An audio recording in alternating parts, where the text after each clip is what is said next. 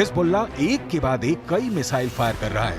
Anti tank missile से उसने Israel के कई अड्डे बहुत ही सटीक हमलों में उड़ा दिए। पहला हमला टावर उड़ गया, दूसरा हमला रेडार तबाह हो गया, तीसरा हमला एक और अड्डा तहस नहस हो गया। ये जगह है लेबनान और इजराइल के बॉर्डर पर शीबा फार्म्स का इलाका, दुनिया के सबसे खतरनाक बॉर्डर्स में से एक। और यहाँ बने हैं इजराइल के 5 बहुत ही खतरनाक अड्डे।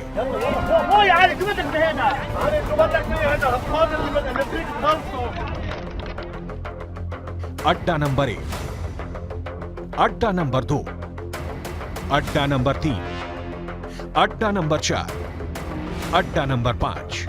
ये जगह गोलान की पहाड़ियों के उत्तर में है और यहाँ पहाड़ों की ऊंचाई 1500 मीटर तक है।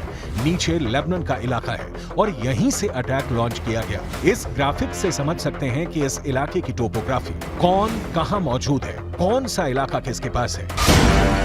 सबसे पहले इजराइल का अड्डा नंबर 1 शतुला इलाके में बने इस अड्डे पर हिजबुल्लाह ने किया पहला हमला। इजराइल का अड्डा नंबर 1 हिजबुल्लाह का पहला टारगेट। हिजबुल्लाह ने कॉर्नेट मिसाइल से अटैक किया जो सीधे जाकर इजराइल का एक टावर उड़ा देती है। हिजबुल्लाह की ये रेंज देखकर इजराइल के कैंप में खलबली सी मच गई है, क्योंकि निशाना भी बिल्कुल सटीक लगा और टावर पूरी तरह तबाह हो गया। इसके बाद टारगेट बना इजराइल का अड्डा नंबर 2। ये भी शतुला इलाके में है और यहाँ हिजबुल्लाह ने किया दूसरा हमला। अड्डा नंबर 2 हिजबुल्लाह का दूसरा टारगेट।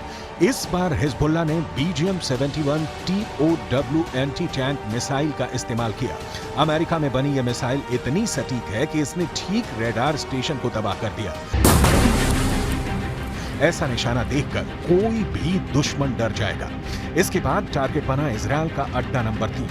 ये भी शतुला इलाके के करीब है और यहां हिजबुल्लाह ने किया तीसरा हमला। अड्डा नंबर 3 हिजबुल्लाह का तीसरा अटैक। इस बार हिजबुल्लाह ने conquers anti tank guided missile fire की। रूस की ये वायर गाइडेड मिसाइल भी इजराइल के एक ठिकाने को खत्म कर देती है। इसके बाद चौथे और 5वें अड्डे पर भी हिजबुल्लाह अपनी बाकी मिसाइलों और मल्टी बैरल रॉकेट लॉन्चर से हमला करता है और उनका भी वही हश्र होता है जो बाकी अड्डों का हुआ है। हिजबुल्लाह का दावा है कि इन हमलों में इजराइल को भारी नुकसान हुआ है और उसके कई सैनिक भी मारे गए हैं। हिजबुल्लाह के ऐसे ही हमलों के बाद इजराइल चुन चुन कर बदला ले रहा है। वो अब हिजबुल्लाह को कोई मौका नहीं देना चाहता। इजराइल लेबनान सीमा के यारीन इलाके में हमारी मौजूदगी है। किस तरह से जो लेबनान के सरहदी गांव हैं वहां पर तबाही के निशान हैं वो देख सकते हैं। ये एक इमारत है जिसको निशाना बनाया गया है। यहाँ पर कोई नज़र नहीं आ रहा, देखिए सिवाय एक बिल्ली के। बिल्ली यहाँ पर नज़र आ रही है और देखिए हाल ही में इस पर अटैक किया गया है, रॉकेट से इस पर अटैक किया गया है। रॉकेट के निशान भी आप यहाँ पर देख सकते हैं। आप तस्वीर देखिए किस तरह से इस बिल्डिंग को निशाना बनाया गया है। इजराइल के जवाबी हमलों को देखकर कोई भी नहीं कहेगा कि इजराइल अब पीछे हटेगा। उसके रास्ते में जो आएगा इजराइल अब उसे मिटाना चाहता है, फिर चाहे वो हिजबुल्लाह हो, सीरिया हो या फिर ईरान।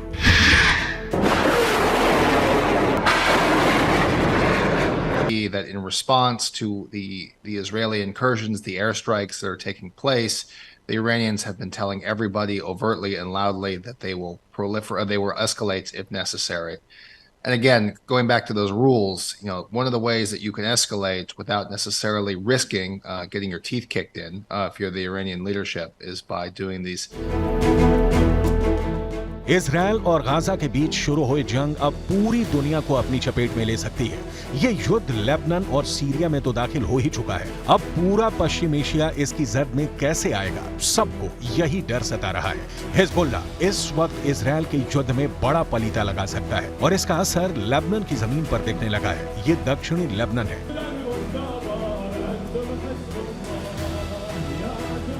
और यहाँ पर इजराइल के हमलों में मारे गए हिजबुल्लाह के लड़ाकों का जनाजा निकल रहा है।